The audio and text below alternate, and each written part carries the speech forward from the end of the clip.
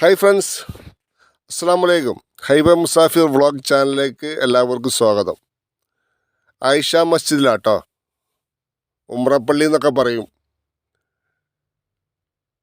ഉമ്രക്ക് വരുന്നവരെ രണ്ടാമത് ഉമ്ര ചെയ്യാൻ വേണ്ടിയിട്ട് ഇഹ്റാം ചെയ്യുന്ന സ്ഥലം.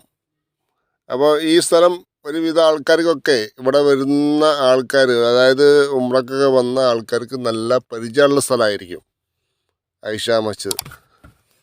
ഹറമിൽ നിന്ന് 5 കിലോമീറ്റർ ദൂരമാണ് ഉള്ളത്.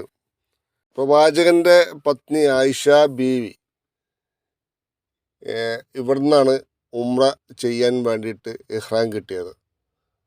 അങ്ങനെയാണ് ആയിഷ മസ്ജിദ് എന്നുള്ള പേര് വന്നത് കേട്ടോ. രണ്ടാമത് ഉംറ ചെയ്യണമെങ്കിൽ മക്കയുടെ അതിർത്തി വിട്ടു പോയി ഇഹ്റാം ചെയ്യണമെന്നാണ് അതിൻ്റെ നിയമം. അപ്പം മക്കയുടെ അതിർത്തി എവിടെ എന്നുള്ളത് നമുക്കറിയില്ലല്ലോ. അപ്പോൾ നമ്മളെല്ലാവരും ഈ ആയിഷ മസ്ജിദിൽ പോയിട്ടാണ് ഇഹ്റാം ചെയ്യുക. അപ്പോൾ അവിടെ പോകൽ സുന്നത്തും കൂടിയുള്ള ഒരു കാര്യമാണ്. മക്കയിൽ സ്ഥിരം താമസമാക്കിയവർക്കാണ് ഇവിടെ ഇഹ്റാം ചെയ്യൽ. ഇവിടെ നിന്നാണ് ഇഹ്റാം ചെയ്യേണ്ടത് കേട്ടോ. അതുപോലെ ലോകത്തിൻ്റെ പല ഭാഗത്തു നിന്നും ഹജ്ജിനും ഉംറക്കായിട്ട് വരുന്നവർക്ക് പല മീക്കാത്തുകൾ പല ഭാഗങ്ങളിലായിട്ടുണ്ട്. 5 മീക്കാത്തുകൾ വേറെ പല ഭാഗങ്ങളിലായിട്ടുണ്ട്. അവർ അവിടെ നിന്നാണ് ഇഹ്റാം ചെയ്ത് വരേണ്ടത്.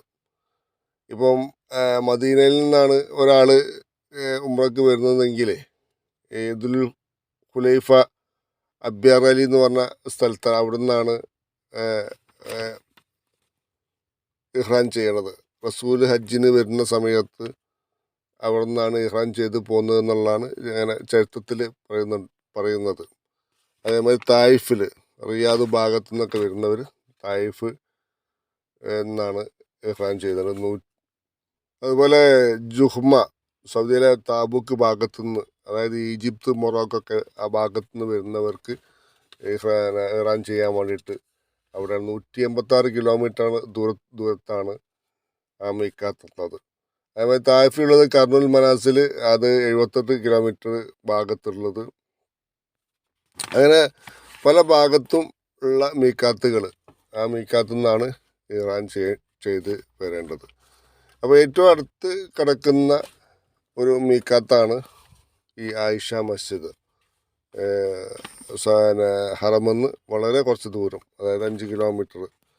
ആദ്യമൊക്കെ 2 റിയാലായിരുന്നു അവർക്ക് ഷെയർ ടാക്സിയിൽ പോയി വരാൻ. ഇപ്പം കുറച്ച് കൂടിയിടാം, 4 റിയാലിൻ്റെ അടുത്തായിരുന്നു. ഇപ്പോൾ 4 റിയാൽ കൊടുക്കണം.